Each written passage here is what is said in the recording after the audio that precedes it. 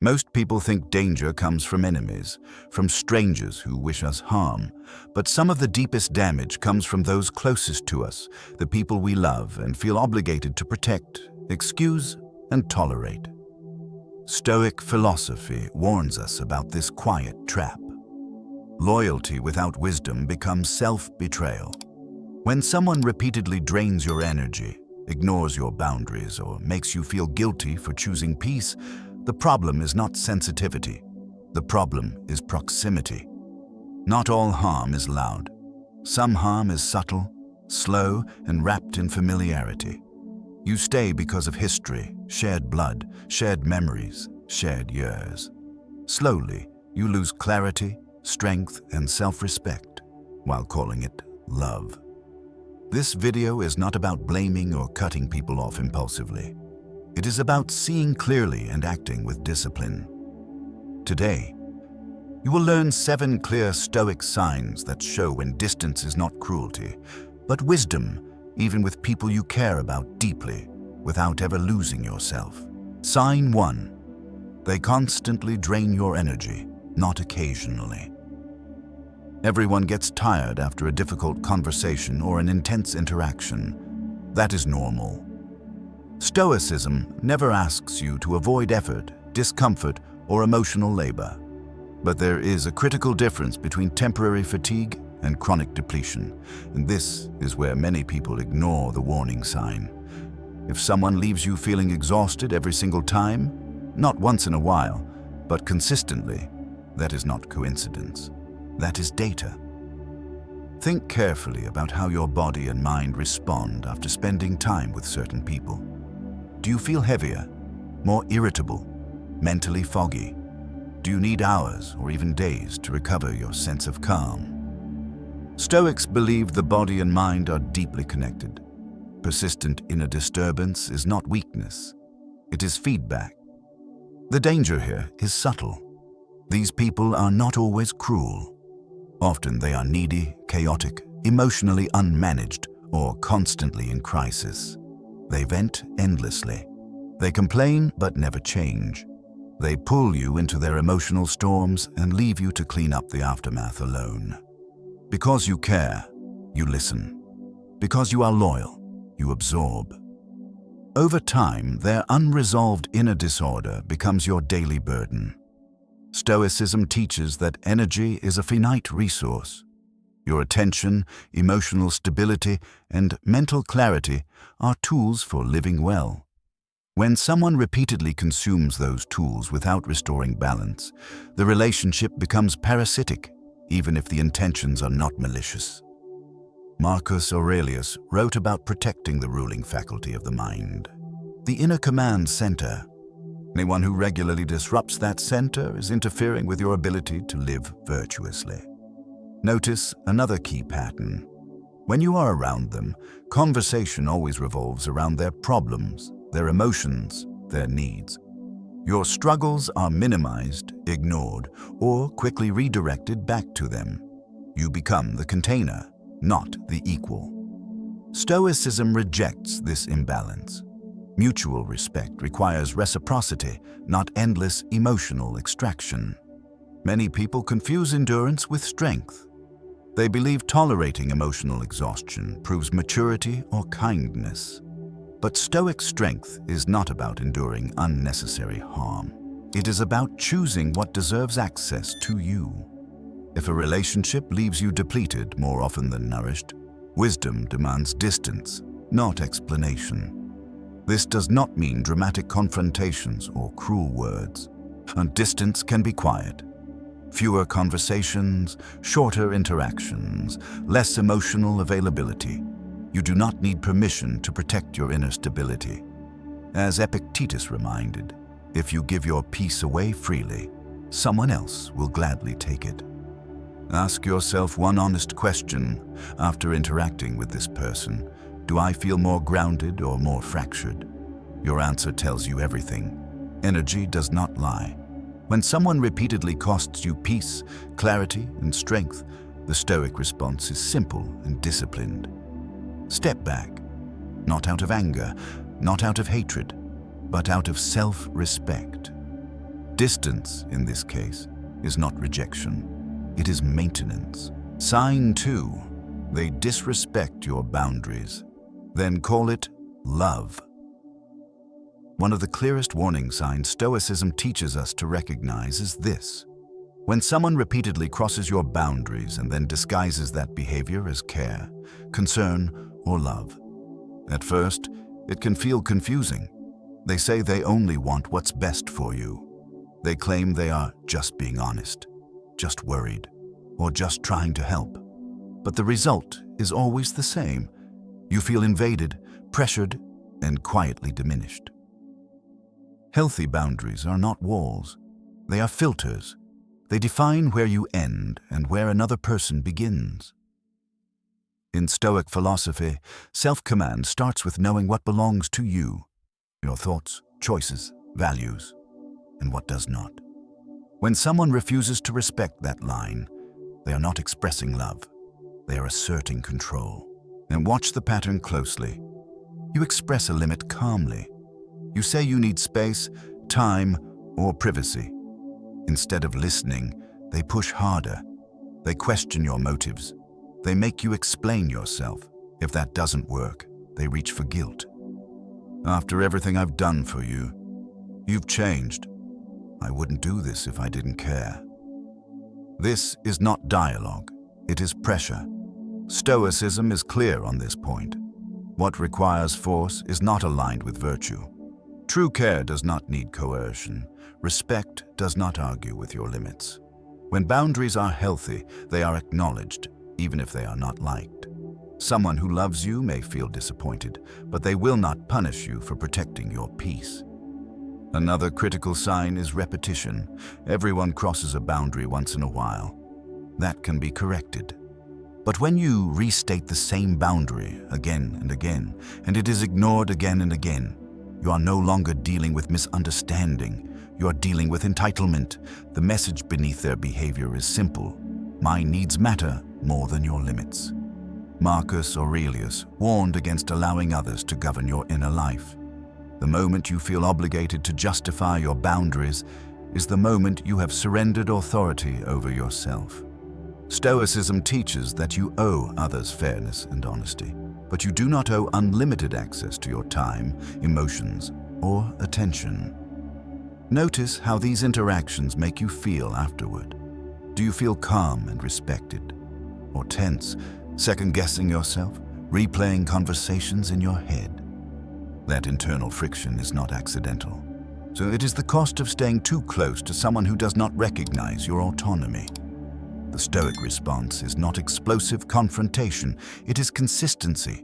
You restate your boundary once, clearly and briefly. Then you enforce it through action, not argument. You limit exposure. You reduce emotional engagement. You stop over-explaining. As Epictetus taught, people learn not from what we say, but from what we tolerate. Distance, in this case, is not punishment. It is clarity. It communicates what words no longer can. And if someone reacts with anger, manipulation, or withdrawal when you maintain your boundary, they reveal the truth you needed to see. Love that demands access at the expense of your peace is not love. It is possession. Stoicism reminds us that dignity begins where boundaries are honored, and wisdom begins when we stop negotiating them. Sign 3. You feel guilty for choosing yourself.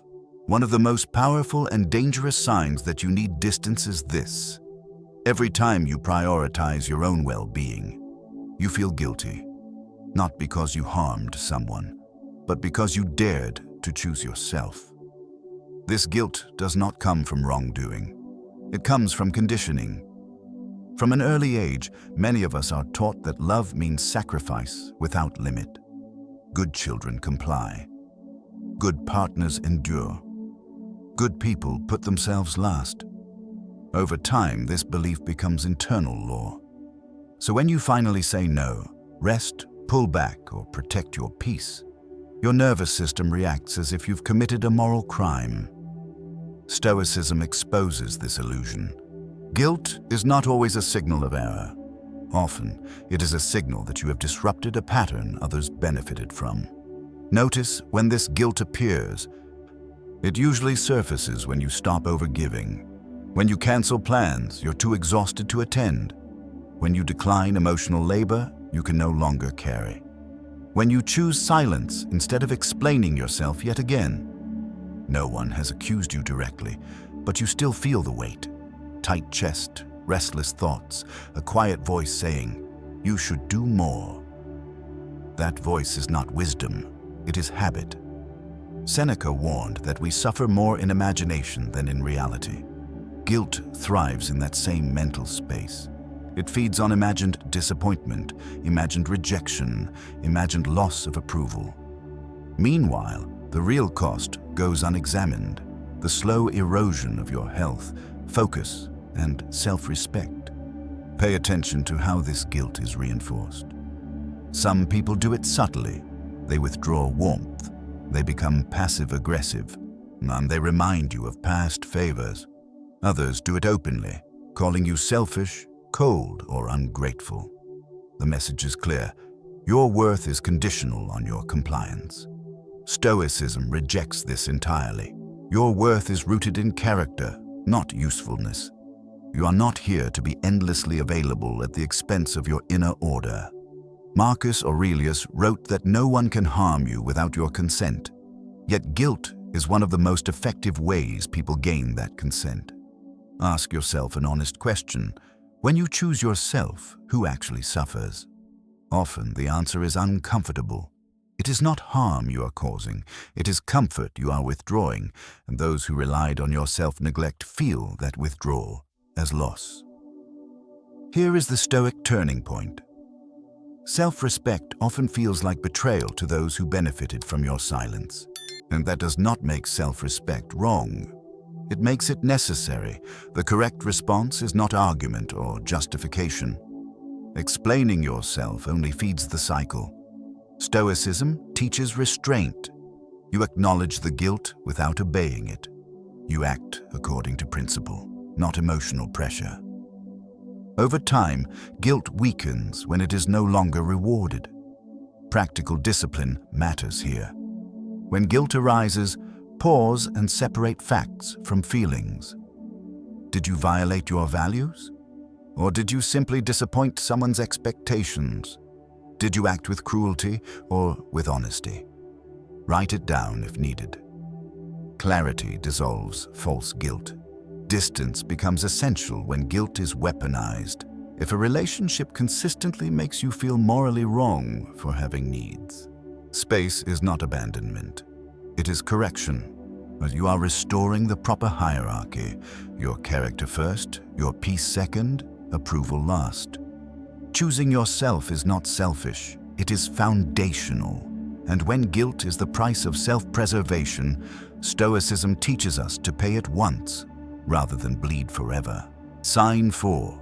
They never take responsibility, only offense. A relationship becomes dangerous when accountability disappears. One of the clearest Stoic warning signs is this pattern. Every time you raise a concern, they feel attacked. Every time you point out harm, they become the victim. Nothing is ever owned. Nothing is ever repaired. There is only offense. At first, you may doubt yourself. You soften your words. You choose the right timing. You try to be calm, fair, and respectful. But no matter how carefully you speak, the outcome is the same. They deflect. They justify. They reinterpret events until responsibility evaporates. The conversation shifts from what happened to how you made them feel for bringing it up. Stoicism teaches us to judge character by actions, not explanations. When someone cannot acknowledge even small mistakes, so they are not protecting truth, they are protecting ego. And ego, when unchecked, poisons every relationship it touches. Watch the pattern closely. If feedback is met with anger, tears, sarcasm, or withdrawal, the message is clear. You're not allowed to name reality. Over time, this trains you to stay silent. You stop addressing issues. You begin editing yourself. Peace becomes conditional on your compliance. Marcus Aurelius warned against becoming entangled in other people's emotional turbulence. When someone reacts to accountability with offense, they pull you into that turbulence on purpose. You are forced to soothe, reassure, and apologize, often for things you did not do. Responsibility quietly flips direction. Another red flag is selective memory. They remember your tone but forget their behavior. So they remember your reaction but dismiss the cause. This is not confusion, it is avoidance. Responsibility requires humility, and humility threatens those who rely on control. Stoicism is firm here. Growth is impossible without ownership. A person who never says "I was wrong" cannot change, because change begins with truth. Staying close to someone like this means you will always carry the emotional labor of repair, while they carry none. Notice how these interactions leave you feeling. Do you walk away resolved or drained and doubting your own perceptions? Self-doubt is often the residue of repeated deflection. When reality is constantly rewritten, clarity erodes. The Stoic response is not escalation, it is withdrawal of unnecessary engagement. You stop debating facts, you stop chasing apologies, you stop explaining the obvious. As Epictetus taught, you cannot force another person to reason well, but you can choose not to participate in their disorder. Distance becomes essential when responsibility is absent. Without accountability, there is no trust. Without trust, there is no stable relationship, only tension held together by silence. If someone consistently responds to truth as an attack, the problem is not your honesty. It is their refusal to face themselves. Stoicism teaches us to live in alignment with reality, not to negotiate it away for the comfort of others. Stepping back is not punishment, it is clarity. It is choosing sanity over endless correction, and sometimes the most self-respecting act is to stop trying to teach accountability to someone who refuses to learn it. Sign 5. Your growth threatens them. One of the most revealing moments in any relationship happens when you begin to change. Not in words, but in action. You become calmer, more disciplined, more self-aware. You set goals. You raise standards. And suddenly, something shifts. The same people who once felt comfortable around you now seem uneasy, dismissive, or subtly hostile. This is not coincidence. Growth disrupts dynamics. Stoicism teaches that many relationships are built not on shared values but on familiar roles. One person gives more. One person listens. One person stays smaller to keep the peace. When you begin to outgrow that role, the unspoken agreement breaks, and not everyone handles that well. Pay close attention to how they respond to your progress. Do they celebrate your discipline or mock it? Do they support your boundaries or call you different, cold, or too serious? Often the resistance shows up as jokes, sarcasm, or backhanded comments. Must be nice to have so much time. You've changed. You think you're better than us now. These remarks are not harmless. They are signals. Stoicism reminds us that insecurity often disguises itself as criticism. When your growth forces someone to confront their own stagnation, discomfort arises. Instead of facing themselves, they attempt to pull you back down, to restore the old balance where they felt safe. This is especially dangerous when the person claims to love you. Love that depends on you staying small is not love. It is dependency. Marcus Aurelius wrote that we should never be ashamed of becoming better, even if others resent the change. Your responsibility is to your character, or not to someone else's comfort. Notice another pattern. The more you improve, the less you're encouraged to share. You stop talking about your goals because they are met with indifference or subtle discouragement. You feel the need to dim your enthusiasm.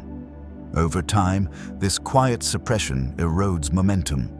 Growth thrives in environments of support, or at least neutrality. It withers under constant friction. Stoicism teaches strategic silence here. Not everyone deserves front-row access to your evolution. You do not need to announce every improvement or justify every decision.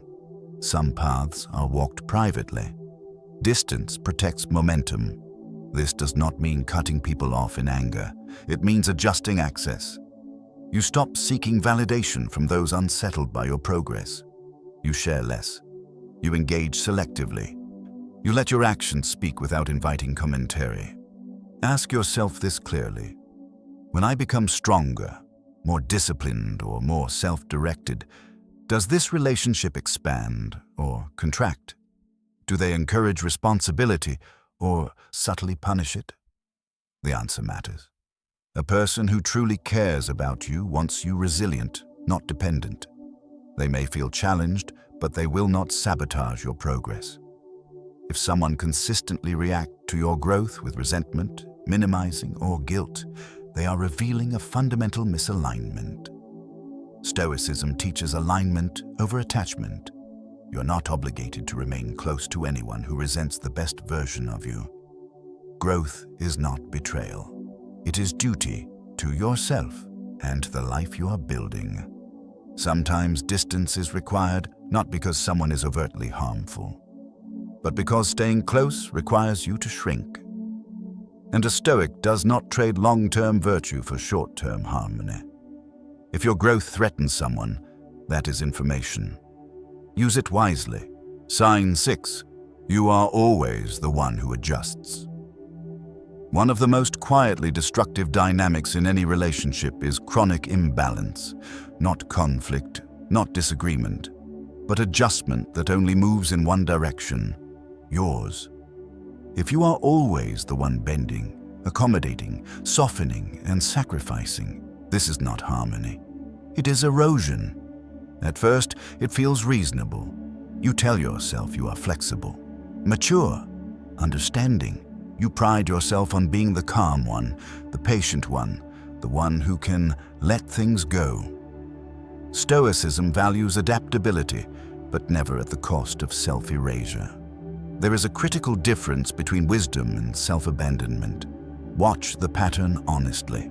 Who apologizes first, almost every time? Who changes plans to avoid tension? Who lowers expectations just this once, again and again? Who swallows discomfort to keep the peace? If the answer is always you, the relationship is not balanced. It is dependent on your silence. Stoic philosophy places great importance on reciprocity. Respect reveals itself through mutual effort. When only one person adjusts, the message becomes implicit but powerful. Your needs are negotiable, theirs are not. Over time, this dynamic trains the other person not to change, because they don't have to. You will do it for them. This is where many people misunderstand Stoicism. They confuse endurance with virtue. They believe strength means tolerating imbalance indefinitely. But Stoics did not admire passivity. They admired self-command. Marcus Aurelius warned against becoming a doormat for others' disorder. So to live virtuously is to act in alignment with reason, not to absorb endless inconvenience to preserve appearances. Another dangerous sign is normalization. You stop noticing the imbalance because it has become routine. You adjust automatically. You anticipate their moods. You preemptively manage their reactions. You become hyper-aware of what will upset them, while your own discomfort becomes background noise. This is not peace. This is conditioning. Ask yourself this question with brutal honesty. If I stopped adjusting, what would happen? Would the relationship stabilize or collapse? Often, the answer reveals the truth. Relationships that survive only through your constant self-editing are not resilient. They are fragile, held together by your effort alone.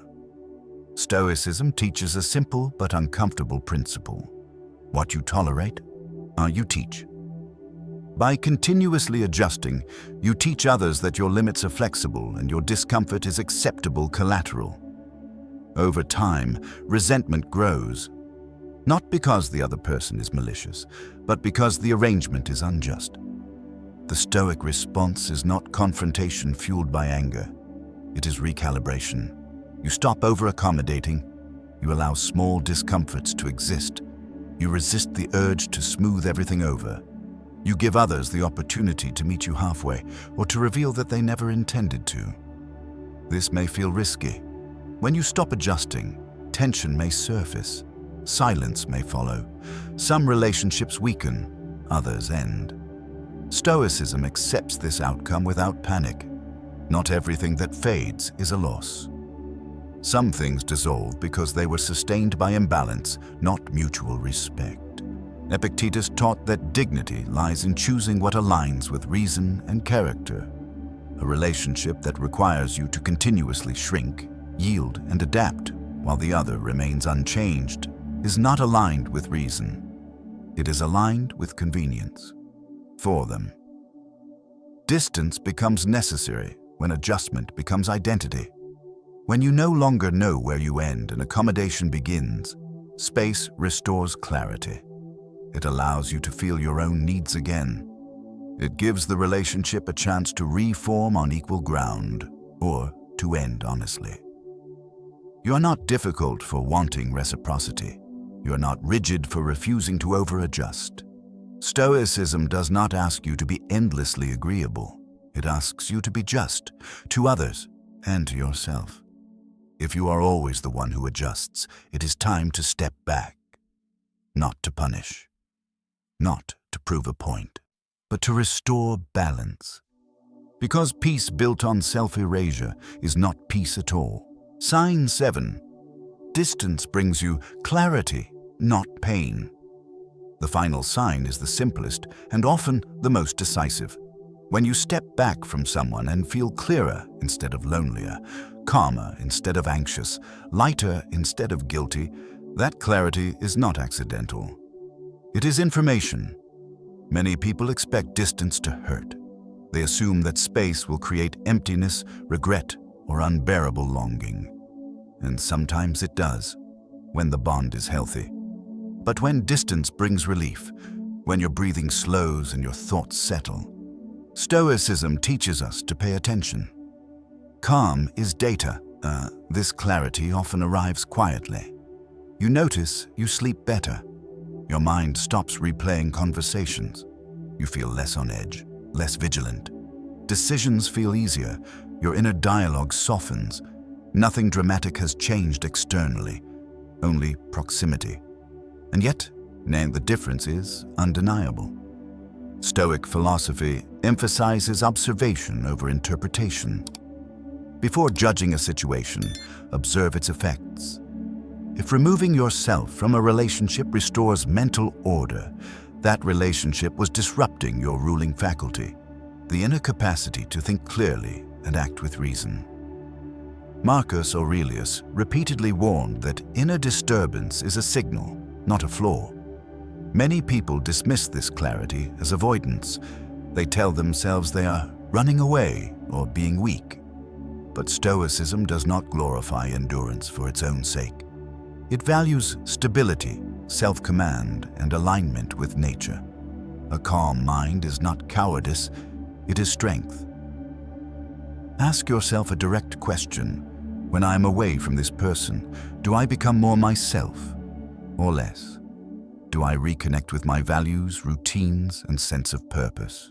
Or do I feel hollow and disconnected? The answer reveals the truth of the bond more accurately than any argument ever could. There is also an important distinction here. Distance does not mean erasing care. You can still wish someone well and choose not to remain close. Stoicism teaches detachment, not cruelty. Detachment means releasing the need to manage, fix, or absorb what does not belong to you. Notice what happens internally when you imagine permanent distance. Does fear spike, or does peace appear? Often, fear is loud but short-lived, while peace is quiet and persistent. Over time, peace proves more honest. This sign matters because it removes ambiguity. The earlier signs required analysis, patterns of guilt, boundary violations, imbalance. This one is experiential. You feel the truth directly in your nervous system. As Seneca wrote, "And tranquility is the condition we seek, not approval, not attachment, not endurance." The Stoic response here is acceptance. You do not rush to explain your clarity. You do not announce your withdrawal. You simply honor what your inner state is teaching you. Distance becomes intentional, measured, and calm.